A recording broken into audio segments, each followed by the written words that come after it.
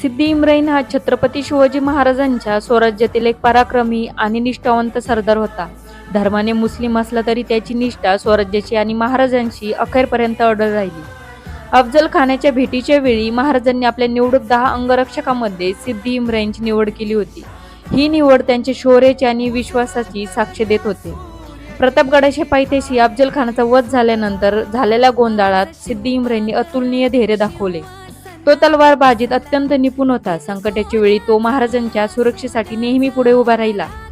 स्वराज्यासाठी जीवाची पर्वा न करणारा हा योद्धा इतिहासात विशेष स्थान मिळवून गेला. सिद्धी इम्रानचे जीवन आपल्याला शिकवते की स्वराज्याची निष्ठा, धैर्य आणि समर्पण यांना धर्माची सीमा नसते. म्हणूनच तो आजही मराठी इतिहासातील एक प्रेरणादायी नाव म्हणून ओळखले जातो. माहिती आवडली असेल तर कमेंटमध्ये जय शिवराय लिहून चॅनलला सबस्क्राईब करायला विसरू नका. धन्यवाद.